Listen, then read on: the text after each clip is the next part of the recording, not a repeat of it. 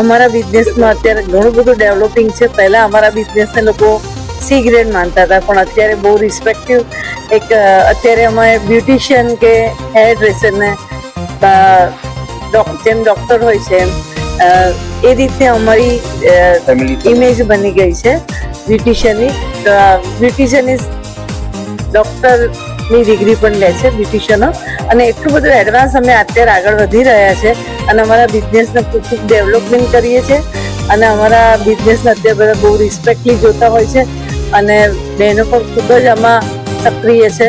અમે લોકો 36 યર્સની એસોસિએશનમાં સક્રિય છે.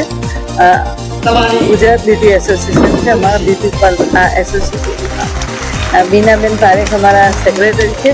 અમે બાર્બર એસોસિએશન બ્યુટી એસોસિએશન સાથે મળીને જ બધા જનરલી પ્રોજેક્ટ કરતા હોઈએ છીએ અને ભગવાનની દયાથી આજે આ રાજુભાઈ બન્યા છે અને આશા રાખીએ છીએ કે એ પણ હવે સરસ રીતે ડેવલપ કરશે. આ બધું અમારી જૂની કમિટી છે. એ લોકોએ બહુ સરસ રીતે 15 વર્ષ સારી રીતે સેવા આપી છે અને સરસ આપણા બ્યુટી એસોસિએશનને ડેવલપ કર્યું છે. એ રીતે નવા જે બનેલા છે કમિટી મેમ્બરો અને રાજુભાઈ એ લોકો પણ સરસ રીતે કરે એવા અમારા આશીર્વચન છે એમની પર. Congratulation and all the very best. નવી પેઢીમાં અત્યારે શું માંગ છે? અત્યારે સાચું કહીએ ને તો ક્લાયન્ટ છે ને એટલા બધા અવેરનેસ વાળા છે ને કે પોતે એટલું બધું નોલેજ ક્લાયન્ટો ધરાવતા હોય છે, એટલે અમારા બ્યુટિશિયનને તો વધારે ને વધારે અપગ્રેડ થવું પડતું હોય છે. તમે એમ કે બ્યુટિશિયન જસ્ટ લાઈક ફિઝિશિયન.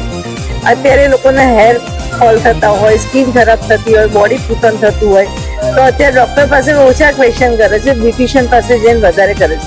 એટલે અત્યારે અમારે બ્યુટિશિયનોને વધારે અવેરનેસ માટે દર વર્ષે અમે લોકો નવી ટ્રેનિંગ લેતા હોય છે. ડૉક્ટર પાસે પણ ટ્રેનિંગ લેતા હોય છે, જેથી કરી અમે એકદમ રાઈટ વે વર્ક આપી શકીએ, ક્લાયન્ટને એકદમ સરસ રીતે વર્ક આપી શકીએ અને અમારા બિઝનેસને ન્યાય આપી શકીએ. એના માટે અત્યારે અમે ખુદ અવેરનેસ માટે ટ્રેનિંગો લેતા હોય છે. દર વર્ષે અમારો 1 મહિનો ટ્રેનિંગમાં જતો હોય છે.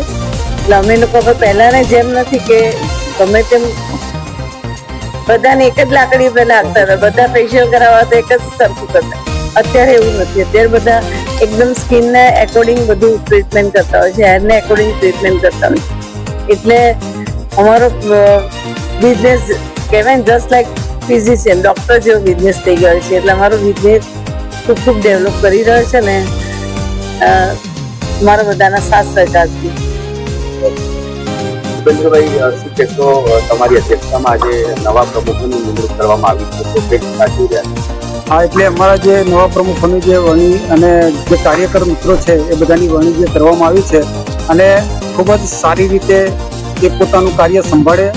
ઓલ ઓવર જે અમદાવાદ સલોન એસોસિએશન છે એને ખૂબ જ મજબૂત કરે અને ખૂબ જ પોતાની તાકાતથી એમને ખૂબ આગળ વધારે અને પોતપોતાની રીતે આર્થિક રીતે સમૃદ્ધ બને અને આર્થિક તાકાતથી લોકોને સફળ અને સમૃદ્ધ બનાવે. કેટલા વર્ષોમાં આ જે ફેરબદલ થઈ? આજે 2010 થી 2026 એટલે 16 વર્ષ પછી આ એક ફેરબદલ થઈ જાય અને નવી કમિટીની વરણી થાય છે. આમાં બહેનોને કોઈ સ્થાન આપવા? બહેનોનું સ્થાન એમાં એવું છે કે ગુજરાત બ્યુટી સલોન એસોસિએશન છે એ અમારા અમદાવાદની અંદર કામ કરી રહે છે. એના પ્રમુખશ્રી અને મંત્રીશ્રી અહીંયા હાજર જ છે. અર્પણાબેન દેવર પ્રમુખશ્રી છે અને બીનાબેન છે એ મંત્રીશ્રી છે. આવનાર દિવસોમાં હવે આ રોજગારને લઈને કઈ રીતના જોખમોને નવા પ્રમુખ છે તમારી કઈ રીતના હેલ્પ કરશે? હા, અત્યારે હું પોતે એક અધ્યક્ષ સ્થાનમાં હતો અને આવનાર સમયની અંદર અત્યારે જે સમય ચાલી રહ્યો છે યુદ્ધના ધોરણની અંદર મોંઘવારી ખૂબ જ છે અને મોંઘવારીના અનુસંધાનની અંદર આગામી સમજો કે 10 જ દિવસની અંદર 20% વધારો થઈ રહ્યો છે. કારણ કે અત્યારે મોંઘવારીમાં દરેક વસ્તુનો ભાવ વધારો થઈ રહ્યો છે, તો એને પહોંચી વળવા માટે કારણ કે દરેક જેમાં પેટ્રોલ છે, ગેસ છે, પછી પેટ્રોલ ને ઓઇલ ને ગેસ ને બધું છે એ ખૂબ જ મોંઘું થઈ રહ્યું છે. તો એના અનુસંધાનમાં આપણે મોંઘવારી વધી રહી છે, તો દરેક ચીજ વસ્તુના ભાવ વધારો થઈ રહ્યો છે. તો એને પહોંચી વળવા માટે આપણે ભાવ વધારો કરવો બહુ જ જરૂરી છે. તો 20% ભાવ વધારો થશે. સરકાર પણ પાર્લર અને સલૂન ને લઈને ઘણી હેલ્પ કરે છે, તો આના લાભો તમારા એસોસિએશનના લોકોને મળે એ કઈ રીતના જોશે તમારું જે એસોસિએશન? હા, એટલે અત્યાર સુધી જો સરકારની અંદરથી લાભ આપવા માટે આપણે મોદી સાહેબે ઘણી બધી વ્યવસ્થા કરેલી છે. તો વિશ્વકર્મામાં જગદીશભાઈ પંચાલ કરીને જે વિશ્વકર્માની અંદર છે, અમે એમને પણ મળીએ છીએ અને આપણા લોકોને એટલે વાણંદ સમાજને વધારેમાં વધારે લાભો કેવી રીતે મળે છે તે માટેના અમારા કંટ્રોલ પ્રયત્ન જારી રહેશે. જી રાજુભાઈ, આ નવી જવાબદારી તમને સોંપવામાં આવી છે, કઈ રીતના જરૂરિયાતના આવનારા દિવસોમાં કઈ રીતના આને આગળ વધારવા?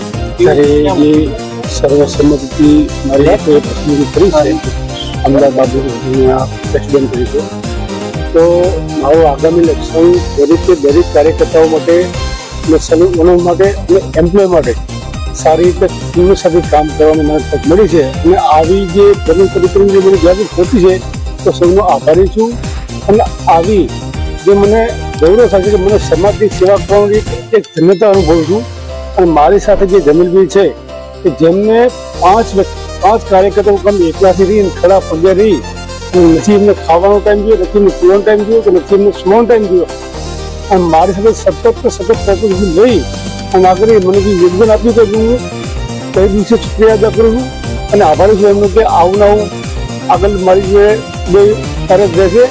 અને આપણા ભાઈઓ માટે હું એવું કાર્ય કરીશ કે અમદાવાદની, ગુજરાતની પણ હું ઇન્ડિયા લઈને એસોસિએશન પ્રમુખ કરવા માંગુ છું કે જે લોકો આગળ વધે અને એકેડેમીમાં પણ સપોર્ટ રહેશે. થોડો હવે આવનારા દિવસોમાં ભાવ વધારાનો અમલ ક્યાંથી કરવામાં? આગામી દિવસમાં શોર્ટ ટાઈમની અંદર લગભગ સપ્ટેમ્બર મહિનાની આસપાસ આપણે ભાવ વધારો આપણે લાગુ કરીશું. બરાબર.